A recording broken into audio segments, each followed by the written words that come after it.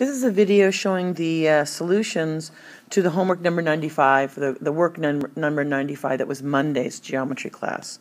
So I'm going to skip. This is the first several problems. I'm just going to skip to the very end of this where we've got problems 1 through 5 here. So there's the answers. The side of the polygon is E. One of the segments that form a polygon.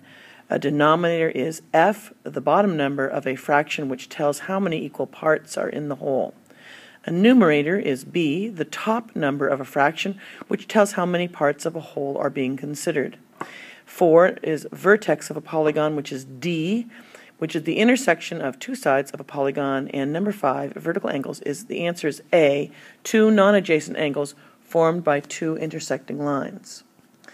Now for problem number 6, you were asked to reduce this, and so we're going to divide both by 4, and we get 4/5. For number 7, 14/21, divide by 7, you get 2/3. Number 8, both of those are divisible by 11, you get 3/11. Number 9, 56/80, they're divisible by 8, and you get 7/10. Then we're looking at a chart about to write the ratio of jazz to country, so that's 18 to 24, but both of those numbers, we need to simplify them. They're both divisible by 6, so we get 3 to 4. Number 11, it's hip-hop to jazz, and so you look on the chart, and it's 34 to 18. Simplifying by dividing by 2, we get 17 to 9. Number 12, rock to total, that's 36 to, I don't know, the total. We have to add all that up, and so we get the total is 112, and so I'm going to put 112 there, and so it's 36 to 112. Noticing that both those numbers are divisible by 4, we get 9 to 28. And then the last one, total to country. Well, we just did the total. That's 112. And country is 24 in that chart, both of which are divisible by 8. Always want to divide by the largest you can. And we get 14 to 3, which is the final answer. Let's move on to number 14. Yes, it's a pentagon. Number 15, yes, it's a hexagon. No, that figure is not even a closed figure, so it's not a polygon. And number 17, yes, it's an octagon, 8 sides. Number 18, we have a rectangle with, we see that one of the sides is 8.3, the other is 4.2. We know opposite sides are congruent, and so the perimeter is 2 times 8.3 plus 2 times 4.2, which is 25 feet. Remember, feet. If you don't use the units, the problem would be wrong. Number 19, we have this regular hexagon, meaning all the sides are 30, and there are 6 sides.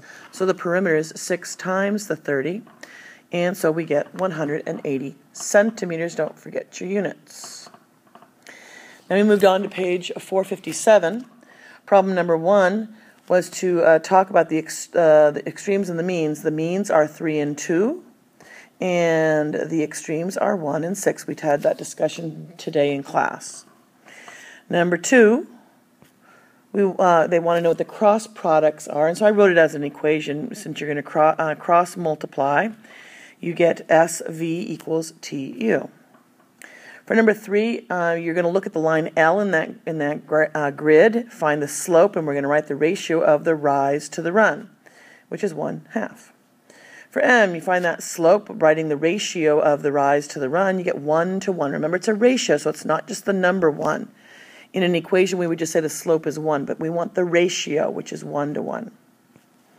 For N, again, we're looking for the slope of line N, and we get that the rise to the run is -2 to 3. And that could be 2 to -3 or -2 to +3. It doesn't make any difference.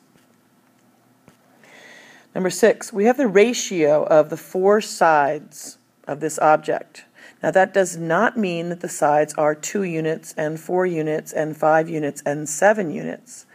It's that there's some multiple, 2 times something plus 4 times something plus 5 times something plus 7 times the same something that's going to equal that perimeter of 36.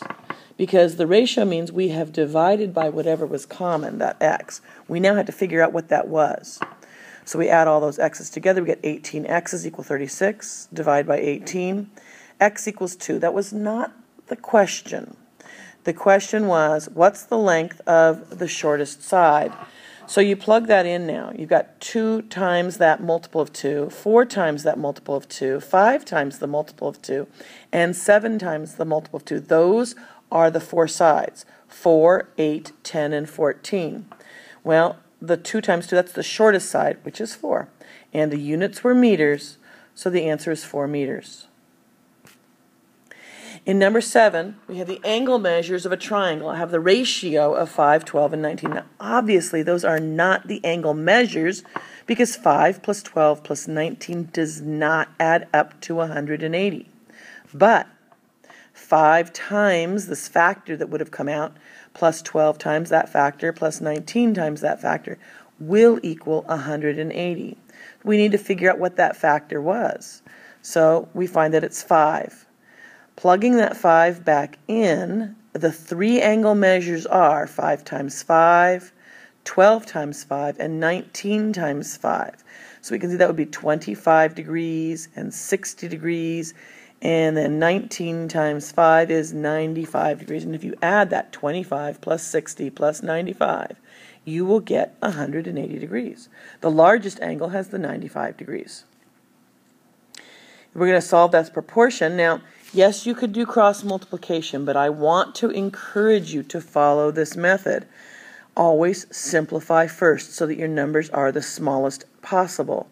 40 and 16 are divisible by 8, and we get 5 over 2. Well, wait a minute. We had x. I'm going to get rid of this part in the middle here and move that over there. Okay, so we have x over 2 equals 5 over 2. I'm asking you what over 2, and we're saying 5 over 2. So the answer is 5. X equals 5. So I'm saying, what is over 2? And you say, 5 is over 2. The what is 5. We do the same method here. Instead of cross multiplying, I want you to reduce, first of all. 21 over 27 reduces to 7 over 9. And I'm going to move that first part of this question to the right-hand side. So now I have 7 over 9 equals 7 over what? I'm going to say that again.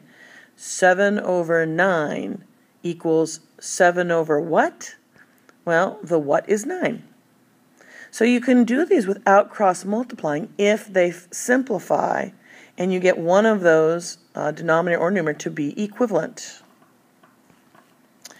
Here's another one. 6 over 58 equals t over 29. Well, I notice that 6 and 58 are divisible by 2, and I get 3 over 29. And so once again, 3 over 29 equals what over 29? Well, t equals 3. Now, this one, I can't do that process with. I can't do some simplification, so I am going to have to cross multiply. So I end up, when I cross multiply, getting x squared equals 3 times 27. 3 times 27 is 81. So to solve for y, I think I said x, but y squared equals 81. We're going to need to take the square root. But I want you to remember that it's also saying what squared is 81. There's 2 possibilities. 9 squared equals 81 and negative 9 equals 81. So this is really important that there are 2 answers here. Okay. Now let's look at number 12. We're going to cross multiply again, and we get 16 times 4 equals x minus 1 quantity squared. Well, that's 64. So we're going to take the square root of both sides again.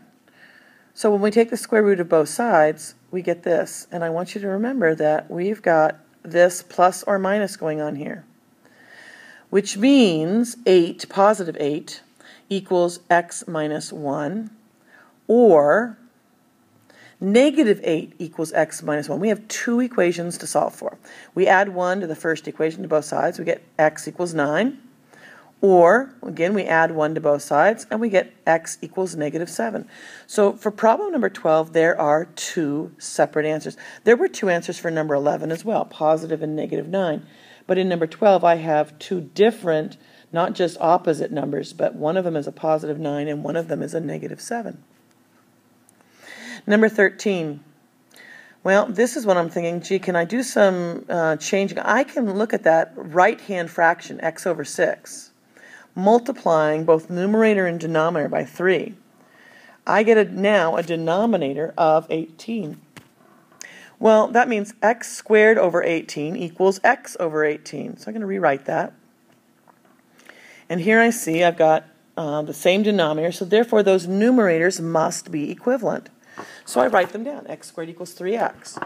This is eliminating the need for cross multiplication, and it's actually a simpler way to do some of these problems. I encourage you to, if you want to, you can do cross multiplication and it will work. It will just be more steps. I'm trying to save you some steps. Now, in this problem here, x squared equals 3x, you cannot divide by x because x might be 0 and we never divide by 0. So instead of dividing by x, we're going to subtract 3x from both sides. And that's going to give us x squared minus 3x equals 0. We're going to factor out the x, and we have x times the quantity x minus 3, which means x equals 0 for the outside, or that will make this equation equal 0. Or if x were to equal 3, this would also equal 0. The equation will equal 0. So both of those are fine answers. We're going to move on to number 14. We're given that 2a equals 8b and asked to find the ratio of a to b. So a to b equals what? Well, how can I make this equation have an a over b? Well, if I divide both sides by b, I end up with a over b. Now I also want to get rid of that 2 in front of the a over b, so I'm going to divide by 2 as well. The 2's will cancel, the b's will cancel, and I've got a over b equals 4 over 1. Well, that's what it was asking me. The ratio of a to b is what? The ratio of a to b is 4 to 1. So we can write it either in the fraction form or in the written out form, 4 to 1. For number 15, I've got 6x equals 27y. We're asked to find the extended ratio y to x. Now remember, that's the same thing as writing it in fraction form of y over x. So I look at my equation and I realize I need to get this to say y over x. So if I divide both sides by x, I'll have a y over x, and I also want to get rid of the 27. The x's cancel, the 27's cancel, and I'm left with 6 over 27 equals y over x, but 6 over 27 reduces to 2/9. And so we have the ratio of 2 to 9, which is also written out as 2:9. We say 2 to 9. And that's the end of the solutions for homework assignment number 95.